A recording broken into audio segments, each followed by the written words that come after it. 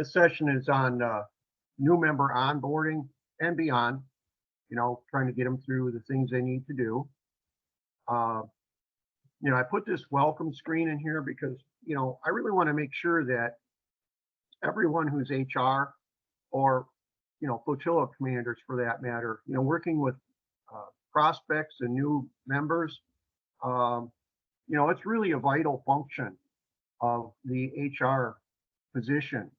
And we're kind of always the contact for these new people once we bring them on.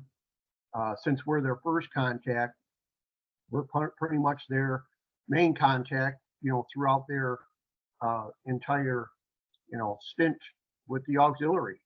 So we're always going to get a lot of questions on how to do things. So even if you don't really know the question, it might be something outside your field like IS or something, still try to give them an answer or at least point them to a person who will be able to assist them. It's just very important we keep new people engaged and give them the attention that they need. So you got the application submitted. So now what do you do? Keeping the new member active until they receive their enrollment notice is really critical. And right now we're pushing 2 months or more on the processing. I know DIROX is a little short-staffed, so I'm sure that's contributing to the extended length of time. They are aware of it, and I mentioned that yesterday in our board meeting, so everybody got the message. So you want to invite them to events or missions, even if they're not qualified. If they want to join you while you do program visits or a PA event, going out to the lake doing vessel exams, they can still be there and see how you do the job. So just keep them engaged. Obviously, keep them involved in flotilla meetings and provide training relevant to their interests, and think outside the box. What else can you do with them? So what we're going to cover today is kind of a lot of things relating to their initial orientation, guiding them toward the training, and then other items that you may have to be involved with for them.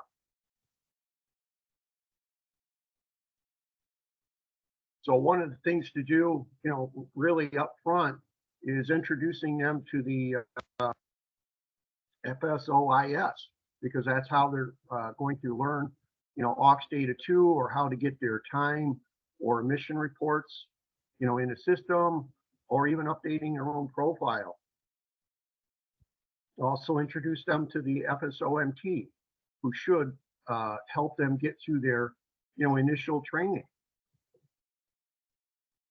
Once they get their new member certificate, which I know I'm pretty certain that they're getting those now. A couple years ago, I wasn't, but now I'm getting copies of that from DIROX, so I know they are being sent out. You want to invite them, or at least, have them attend your flotilla meeting and make a kind of a ceremony out of it with their certificate and their new member oath. With the help of your IS person, you can help them set up their member zone in aux data or aux directory and aux data 2, and then how to navigate those systems, which can really be challenging for somebody that's new to the auxiliary. And then assist them with obtaining uniforms. Where do they go to get the particular items? What uniform are they going to want or need? Copy of a new member certificate. Just if you weren't aware of it, this is what each of us should have received when we were enrolled, and these are continuing to be sent out. If you ever have a member who did not get one, let me know and I will follow up on that. But they should be receiving this at least a week or 2 after they get their new member ID number.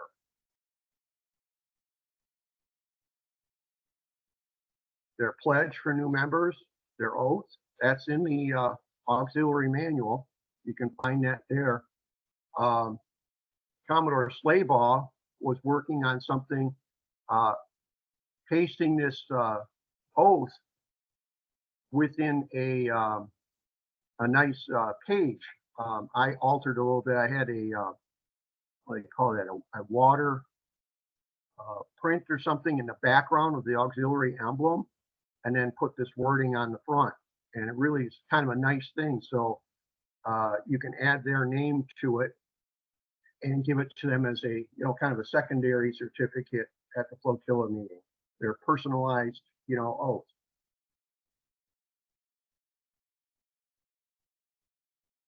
So, everybody should know how to get to aux data 2. So there's the website for it. And then the aux directory, the website for that. They take different login passwords, at least they do for me. Maybe they have fixed that so they can be the same login and password now.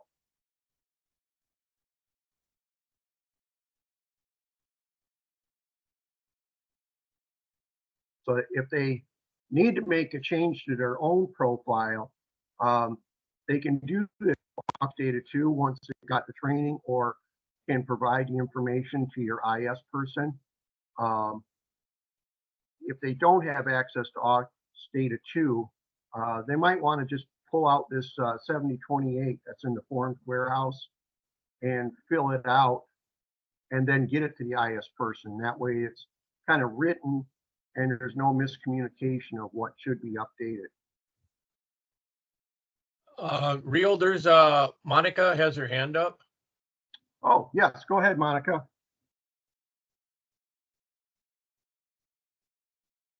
I'm just wondering how far back you go with the new member certificates.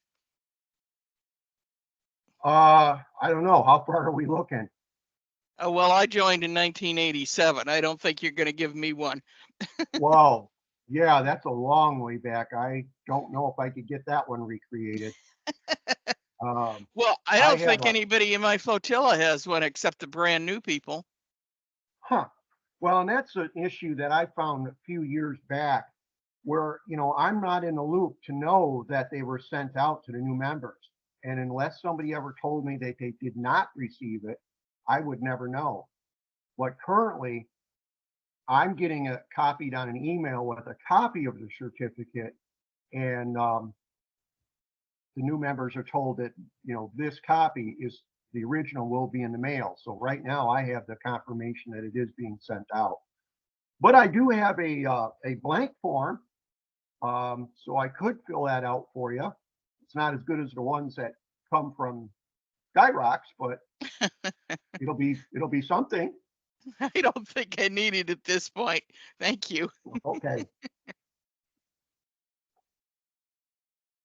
Yeah, so I mean, that just kind of, emphasizes the point. We want to make sure that the new members are getting all these things they should have, so that they feel, welcomed, and not just kind of left by the wayside. And unfortunately, I've noticed that, members join, like last year. I've already lost one this year. Like they haven't even been in the auxiliary, a full year yet, and they're already disenrolling. So, that can be an issue.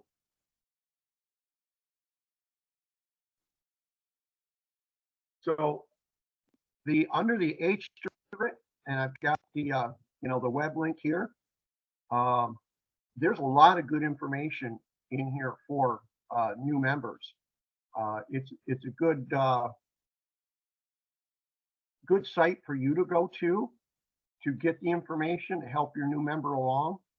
Like there's this uniform guide. Once you're in there, if you just click on that little blue booklet, it'll open up to, a lot of information. So it's a great resource.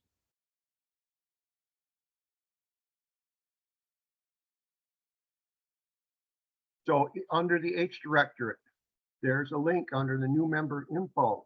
And it also has good guides to get them to where they need to go for the core training, BQC 2. If your new member has not had a boating safety course yet, where they showed you a certificate at the time of application, that's something that can be taken care of too, especially during this 2 month or so waiting period for their ID number.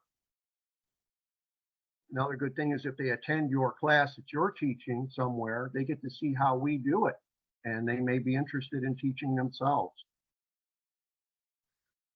If their passion or desired interest is like operations or something, during this downtime is a good time to do the FEMA classes, the ICS 100 and 700 courses, and risk management.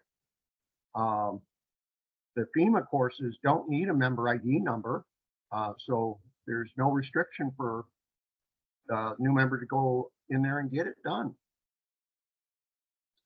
Very good idea to assign a mentor, preferably somebody who has knowledge of the position or activities that this person has interest in. So if they're interested in being a vessel examiner, then their mentor should be somebody who's already qualified in that position. If their interest is being, a crew person, on a boat, then that mentor should be somebody who's already crew qualified and can, show them the ropes, everything they need to do. You could set up a flotilla spreadsheet to track each member's progress. So, hopefully nothing falls through the cracks. It's a good thing for the flotilla commander to kind of monitor, even though they may not be the mentor. They should just make sure that the new member is being taken care of. Want to guide the new member through filling out their 7029s and mission reports, whether they do them through the old system, through the actual form, or they learn how to do it in Ops Data too. Main point is getting their hours in, and we want to make sure that they know that is really an important thing to do. Kathy Slabo has a question. Oh, hi, Kathy. Hey, Rio. I heard Yeah. you mention that frameable pledge for new members and an upload Yes. to the chat. So if you, anybody that wants that can click on chat, see the file on the computer. Okay, didn't quite catch that. Oh, can you hear me? Yeah, a little bit. Okay. I heard you talk about the prologue and the individualized frameable pledge that I Yeah. had done.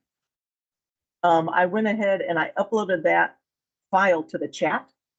So anybody that wants it can get it from the chat in this session. Oh, okay, great.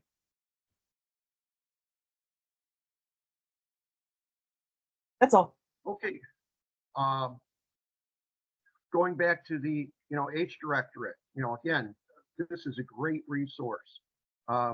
When you get down to where you see the auxiliary terms, a new member handbook, member involvement plan, these are good, items to make use of in taking care of your new member. That new member passport, by the way, can track the new members, progress as they're making their way through their training. So again, H directorate, there's like a whole slew of these little icons in there. And, one of them is for the core training, which we know is a required item. And just clicking on this will take them to their, core training and, obviously assist them if they have any issues with it. But, it's really nice that you have a one source to go to get a lot of these things taken care of, and they don't have to bounce all over trying to find the information. And as you know, BQC2 is also required. And so there's, a little icon for that one too. And it's a great course. Again, if you have not taken it yourself, it's a good idea to take it, even though it may not be required for you. But it gives you the knowledge of what the new member is going to get. And you can more easily, have the conversation from your own experience about the course with them. Those new members that complete the course within 30 days, some districts are giving out challenge coins. Ours is one of those. And so the new member could get a challenge coin if they complete their core training and BQC 2 within 30 days. This would be a real, achievement for them to receive something like this from the Commodore.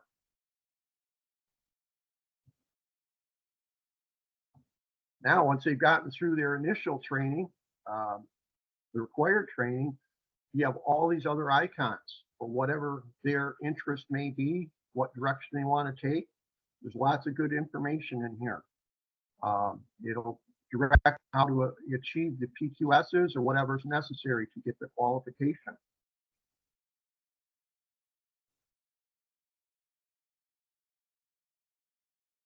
Even has chaplain, culinary services, health services.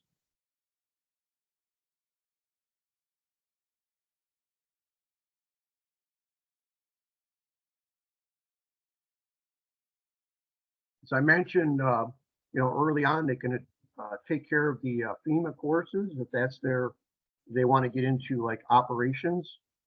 They could do that while they're waiting for their ID number. And risk management might be something that they could take care of too.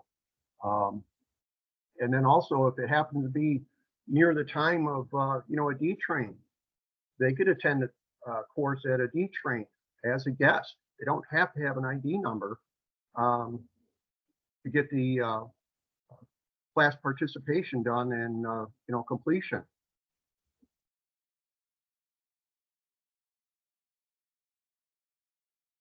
As I mentioned, that you want to have a good way of tracking the new member. Hopefully you've got an assigned mentor for that, but there's a guide that you can get. There's no one perfect guide. I've found that there's several out there when looking over our website and other areas. I think the main point is that you have something that you can use to track their progress and, guide them with as much help as you can give them to accomplish it, including this individual development plan. That's a good tool as well.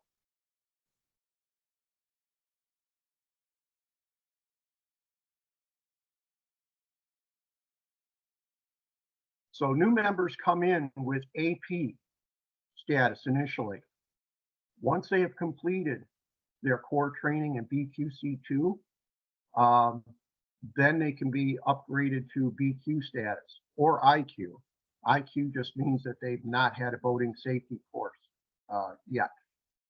But IQ can be changed to BQ later on once that boating safety certificate has been submitted. Then their profile will be upgraded to BQ status. But at time of application, if you already checked the boxes yes for boating safety, then they would become BQ after completing their core training. And on our 9CR website, this is a pretty easy form for the flotilla commander to fill out. You hit submit, it directly goes to the processing for that, and it'll be taken care of. ID cards. So if you may have already mentioned it to the prospect at the time you're interviewing them or application stage or somewhere along the line. Once they've completed their core training and their BQ status or IQ, they can get an ID card. And again, this is something that's on our 9CR website. So you just need to be able to take a picture of the new member and fill out the form. You can see where that is here on the 9CR website. Form looks kind of like this. I didn't try to squeeze it all into one screen, so this is like the upper section of it. And you'll see where the status is there. Your drop-down box, you'll be able to select the BQ or IQ.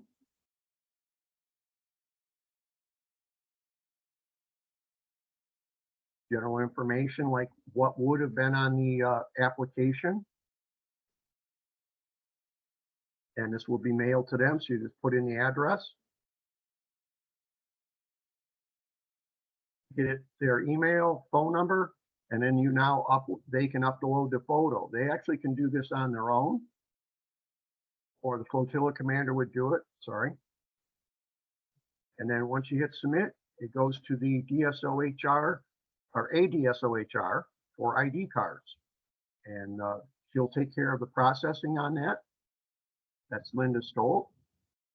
And I think it only takes a couple weeks and they'll have their ID card in the mail.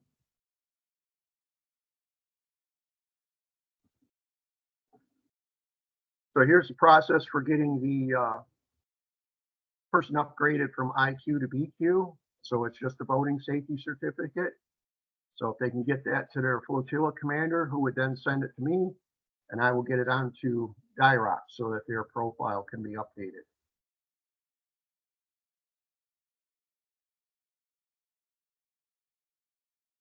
Again, you probably would have had the discussion with them of how important our reporting is for getting hours in the system and showing the activity that we're doing and how it benefits the active duty. So you want to show them how to do this.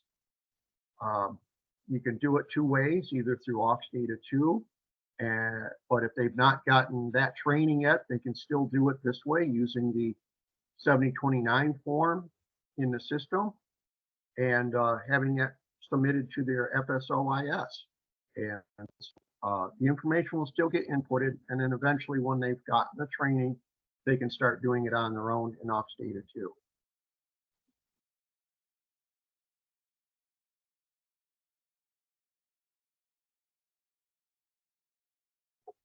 Other mission reports, they can do these. They're a PDF report, which they would just fill out and attach to an email to their IS person. Again, until they've gotten trained in Ops Data 2 and are able to do that on their own. I want to give them the option of doing it both ways because we don't want them to not have hours submitted pending getting their training in Ops Data 2. It seems more efficient to get their hours reported, and then once they're able to do it on their own, then that's great.